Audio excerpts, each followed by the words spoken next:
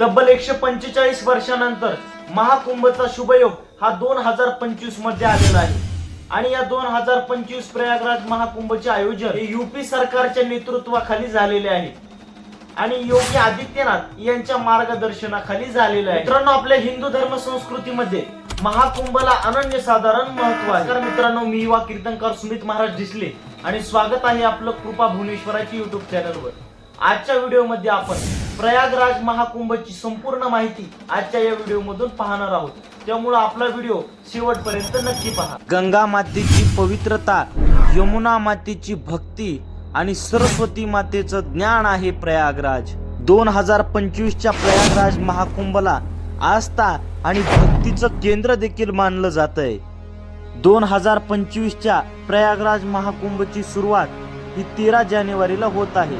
13 जानेवारी ते 26 फेब्रुवारी पर्यंत हा प्रयागराज महाकुंभ आहे आणि या प्रयागराज महाकुंभामध्ये फक्त भारतातीलच नाही तर भारताच्या बाहेरील देखील देश विदेशातील देखील श्रद्धाळू लोक या प्रयागराज महाकुंभाला पाहण्याकरता, याच्यामध्ये भावभक्तीचं मिलन पाहण्याकरता, भक्ती करण्याकरता या प्रयागराज महाकुंभ मध्ये येत आहे। हा प्रयागराज महाकुंभ भक्तीचा समागम आहे, आस्थाचं केंद्र आहे आणि याच प्रयागराज महाकुंभचे संपूर्ण व्हिडिओ, फोटो आपल्याला आपल्या या कृपा भुवनेश्वराची युट्यूब चॅनलवर मिळत राहतील। मित्रांनो, प्रयागराज महाकुंभ मध्ये सहभागी होण्याकरता, त्या ठिकाणी पोहोचण्याकरता भारत सरकारने रेल्वे, विमान अशा प्रकारच्या वेगवेगळ्या सुविधा उपलब्ध करून दिलेल्या आहेत। कुंभमेळा हे साधू संत आणि अन्य पवित्र व्यक्तींना भेटण्याचे ठिकाण आहे। या मेळ्यातील साधू संतांचे आखाडे हे विशेष आकर्षण या कुंभमेळ्याचे ठरत असते। शाही स्नान हे कुंभमेळ्यातील विशेष आकर्षणाचा केंद्रबिंदू आहे। शाही स्नान म्हणजे एखाद्या विशिष्ट मुहूर्तावर तीर्थक्षेत्र स्थानी जाऊन तेथे नदीमध्ये स्नान करणे, सूर्याला अर्घ्य देणे, नदीची पूजा करणे असे याचे स्वरूप आहे।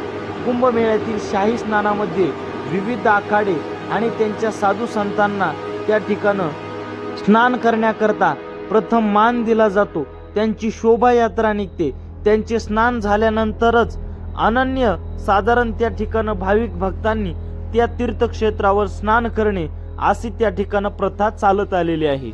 कुंभमेळा हा असा धार्मिक उत्सव आहे ज्या सोहळ्याचे कोणत्याही व्यक्तीला निमंत्रण दिले जात नाही।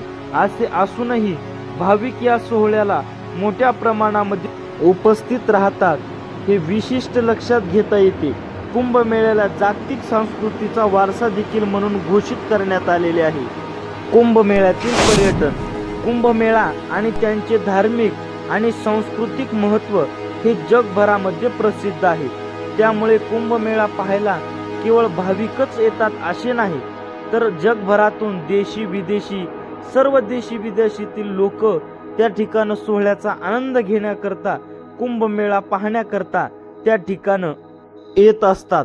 कुंभमेळा हा आर्थिक उलाढालीचे महत्त्वाचे केंद्र देखील मानला जातो।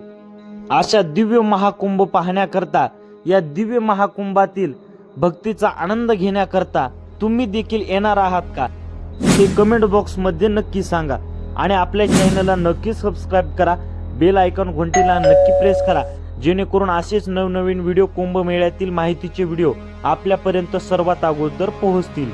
जय श्रीराम, जय हिंदू राष्ट्र।